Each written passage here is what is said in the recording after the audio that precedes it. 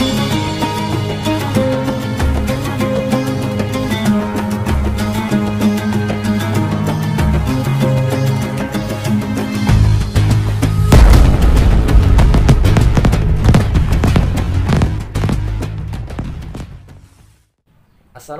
warahmatullahi wabarakatuh. Anak-anakku yang kami banggakan, yang dimuliakan oleh Allah Subhanahu wa Ta'ala. Pada pertemuan kali ini kita akan membahas mengenai sosok kekhalifahan Umar bin Khattab. Umar bin Khattab merupakan sosok seorang sahabat dari Rasul Muhammad SAW yang mulia, yang terkenal dengan ketegasannya dan kewibawaannya. Namun sebelum ia masuk Islam, ia merupakan salah seorang yang terkenal dengan keras dan orang yang sangat menentang dari ajaran Rasul Muhammad SAW. Perawakannya yang tinggi besar dan kulitnya yang kemerah-merahan, ia merupakan sosok yang sangat ditakuti oleh semua kalangan, semua orang. Suatu ketika Umar bin Khattab radhiyallahu an mendapatkan suatu hidayah dari Allah Subhanahu wa Ta'ala. Ia berjalan-jalan di situ, ia mendengarkan Rasul Muhammad SAW sedang membaca surah Al-Haqqah ayat 40 sampai 42. Gumamnya Umar, Rasul tukang penyair, Rasul tukang penenun dan lain sebagainya.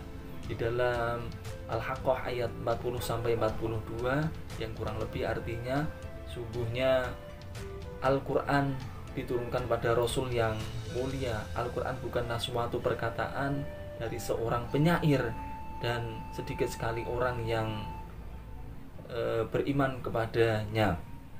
Dan di dalam surah Al-Haqqah ayat 42, dan bukanlah perkataan seorang dukun atau penenun, dan sedikit sekali orang yang dapat mengambil pelajaran darinya. Dari uraian tersebut, dari pembacaan Al-Quran, Rasul Muhammad SAW pada saat sholat, Umar merasa dirinya tersindir dari gumamnya tersebut.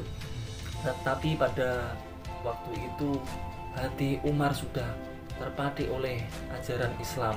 Tapi kuatnya keyakinan Umar bin Khattab dalam mempertahankan, dalam meyakini ajaran dari neneknya sangat kuat. Ia tidak menghiraukan ajaran dari Rasul Muhammad SAW. Malah suatu ketika Umar bin Khattab mau membunuh Rasul Muhammad SAW. Ia mau berniat membunuh Rasul Muhammad SAW. Suatu ketika ia berjalan di waktu siang yang penuh terik, ia di situ bertemu dengan Nuaim bin Abdullah. "Wahai Umar, mau kemana engkau?" "Wahai Nuaim, saya mau membunuh Muhammad," kata Umar dengan nada yang sangat keras. "Wahai Umar, ketahuilah bagaimana engkau mau selamat dengan Bani Hashim dan Bani Zuhrah kalau engkau mau membunuh Nabi Muhammad SAW."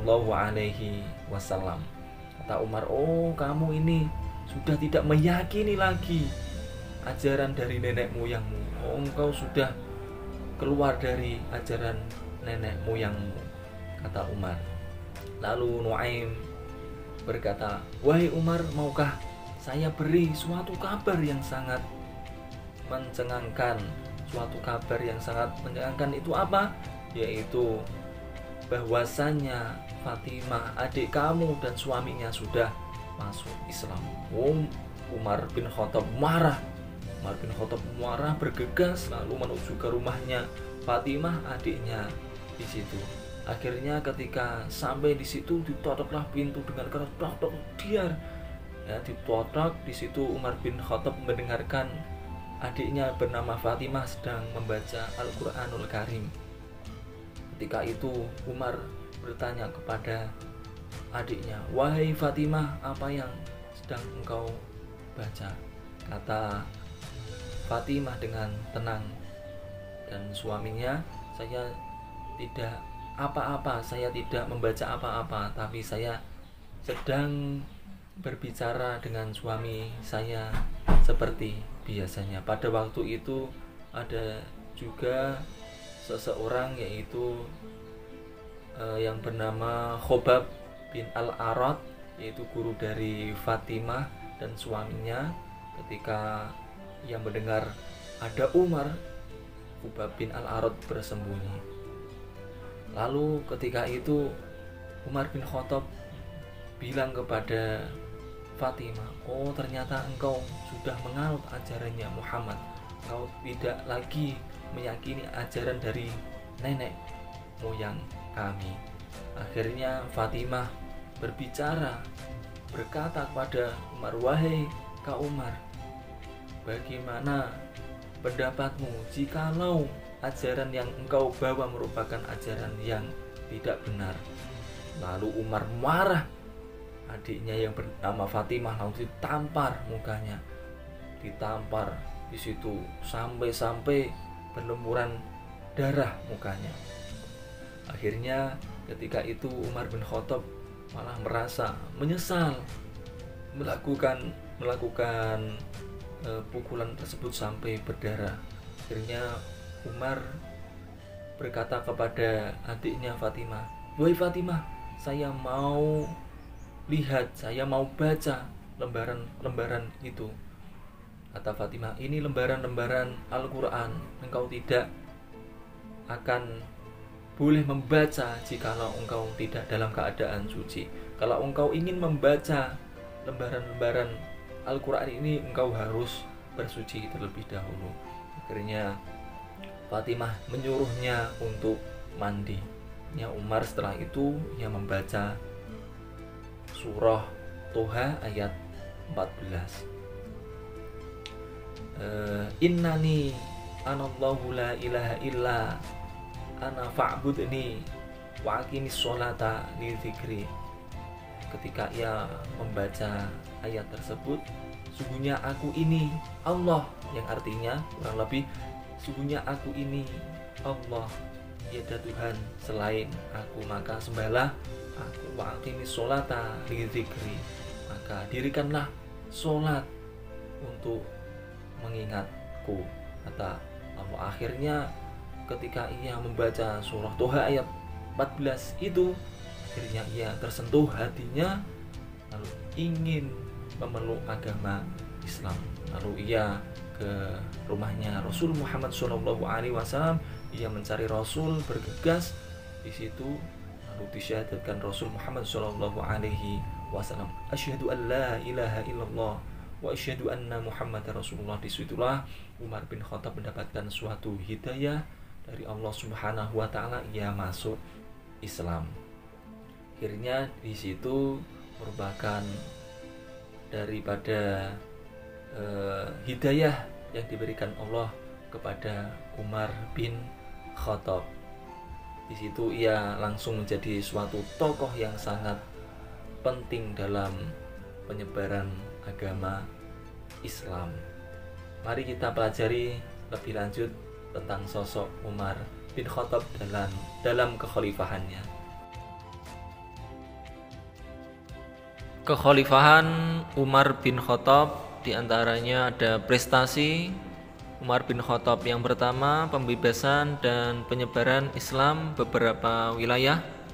Di antaranya wilayah kekuasaan Islam sudah meliputi Jazirah Arabia, Palestina, Syria, sebagian besar wilayah Persia dan Mesir.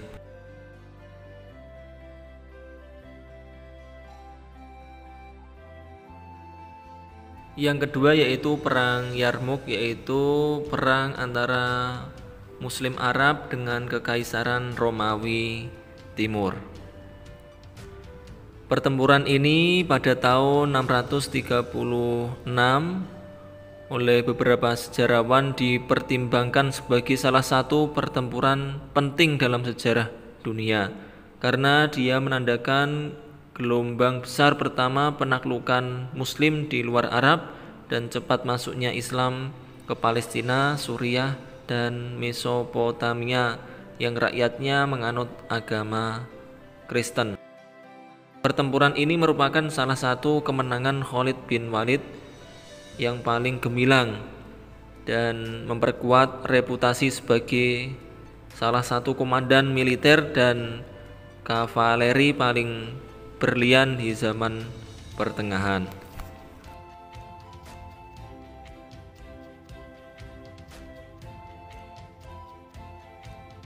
Yang ketiga yaitu pertempuran Qadisiyah.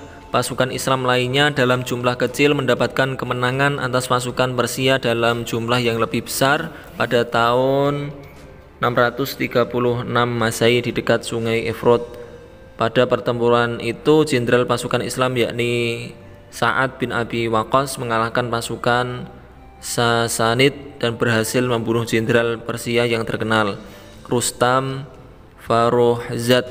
Pasukan Muslim mengirim delegasi ke Persia dengan mengajak mereka memeluk Islam atau tetap dalam keyakinan mereka tetapi dengan membayar pajak. Yang keempat yaitu pembebasan Baitul Maqdis pada tahun 637 Masehi. Setelah pengepungan yang lama terhadap Yerusalem, pasukan Islam akhirnya mengambil alih kota tersebut.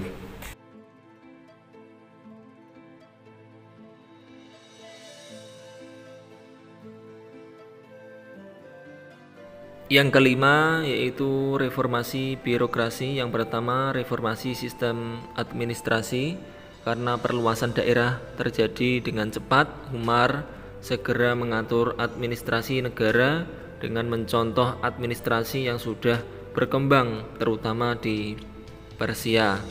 Administrasi pemerintahan diatur menjadi 8 wilayah provinsi: Makkah, Madinah, Syria, Jazirah, Basrah, Kufah, Palestina, dan Mesir. Yang B yaitu reformasi lembaga negara. Beberapa departemen yang dipandang perlu didirikan mulai diatur dan ditertibkan sistem pembayaran gaji dan pajak tanah. Pengadilan didirikan dalam rangka memisahkan lembaga yudikatif dengan lembaga eksekutif untuk menjaga keamanan dan ketertiban. Jabatan kepolisian dibentuk, demikian pula pekerjaan umum. Umar juga mendirikan Baitul Mal dan membentuk mata uang.